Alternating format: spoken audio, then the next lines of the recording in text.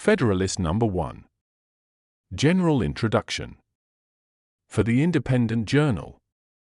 Saturday, October 27, 1787. Hamilton.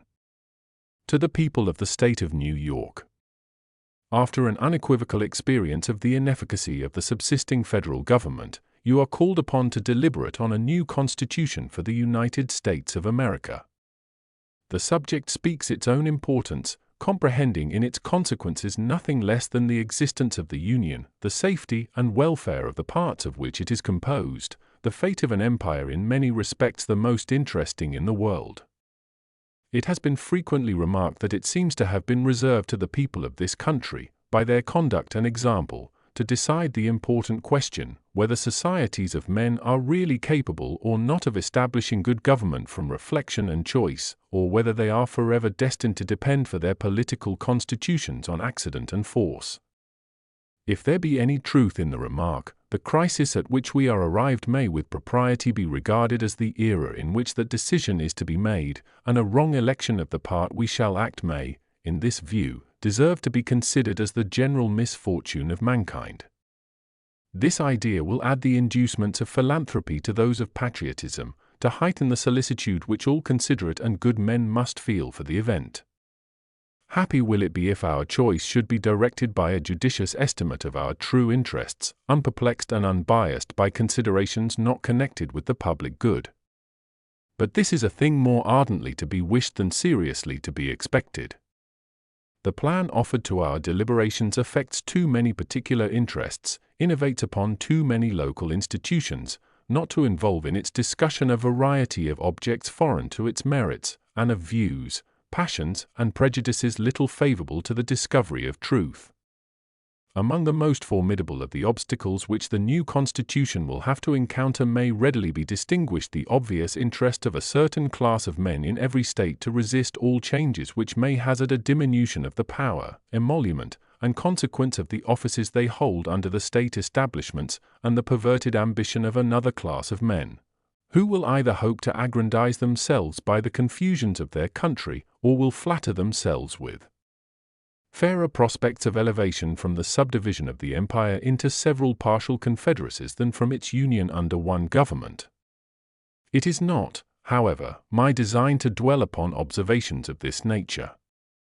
I am well aware that it would be disingenuous to resolve indiscriminately the opposition of any set of men, merely because their situations might subject them to suspicion, into interested or ambitious views.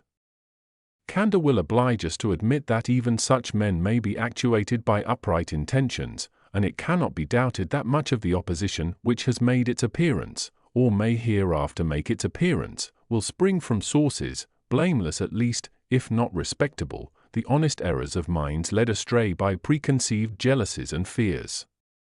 So numerous indeed and so powerful are the causes which serve to give a false bias to the judgment, that we, upon many occasions, see wise and good men on the wrong as well as on the right side of questions of the first magnitude to society. This circumstance, if duly attended to, would furnish a lesson of moderation to those who are ever so much persuaded of their being in the right in any controversy. And a further reason for caution, in this respect, might be drawn from the reflection that we are not always sure that those who advocate the truth are influenced by purer principles than their antagonists. Ambition, avarice, personal animosity, party opposition, and many other motives not more laudable than these, are apt to operate as well upon those who support as those who oppose the right side of a question.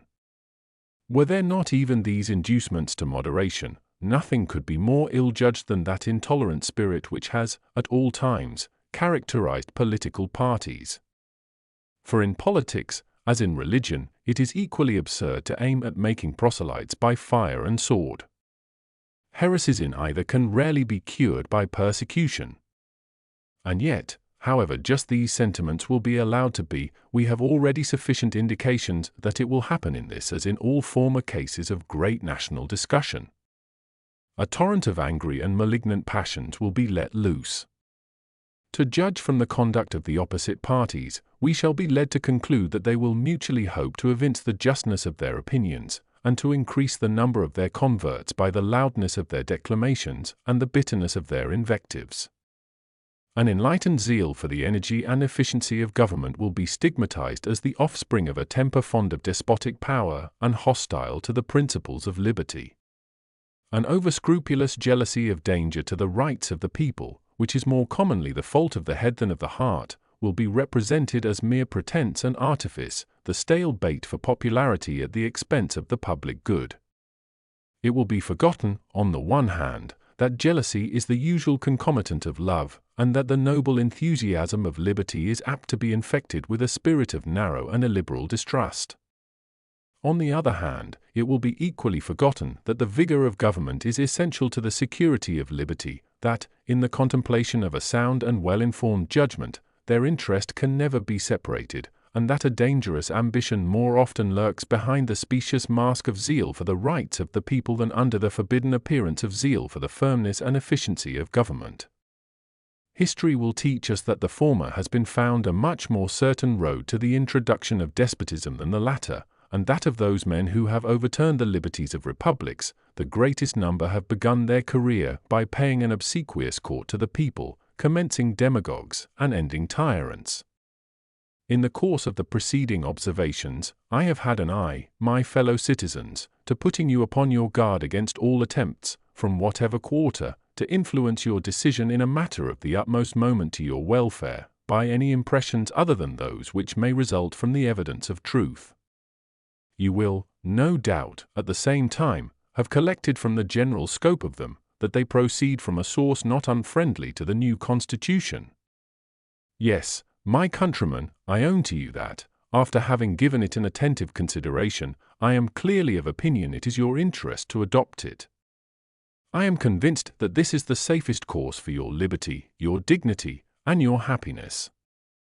I affect not reserves which I do not feel. I will not amuse you with an appearance of deliberation when I have decided. I frankly acknowledge to you my convictions, and I will freely lay before you the reasons on which they are founded. The consciousness of good intentions disdains ambiguity. I shall not, however, multiply professions on this head. My motives must remain in the depository of my own breast. My arguments will be open to all, and may be judged of by all. They shall at least be offered in a spirit which will not disgrace the cause of truth. I propose, in a series of papers, to discuss the following interesting particulars. Times the utility of the Union to your political prosperity. Times the insufficiency of the present Confederation to preserve that Union. Times the necessity of a government at least equally energetic with the one proposed, to the attainment of this object. Times the conformity of the proposed Constitution to the true principles of republican government. Times its analogy to your own state constitution. Times and lastly, the additional security which its adoption will afford to the preservation of that species of government, to liberty, and to property. In the progress of this discussion I shall endeavor to give a satisfactory answer to all the objections which shall have made their appearance, that may seem to have any claim to your attention. It may perhaps be thought superfluous to offer arguments to prove the utility of the Union, a point, no doubt, deeply engraved on the hearts of the great body of the people in every state, and one, which it may be imagined, has no adversaries. But the fact is, that we already hear it whispered in the private circles of those who oppose the new Constitution, that the 13 states are of too great extent for any general system, and that we must of necessity resort to separate confederacies of distinct portions of the whole. This doctrine will, in all probability, be gradually propagated, till it has votaries enough to countenance an open avowal of it. For nothing can be more evident, to those who are able to take an enlarged view of the subject, than the alternative of an adoption of the new Constitution or a dismemberment of the Union. It will therefore be of use to begin by examining the advantages of that Union, the certain evils, and the probable dangers, to which every state will be exposed from its dissolution. This shall accordingly constitute the subject of my next address. Publius.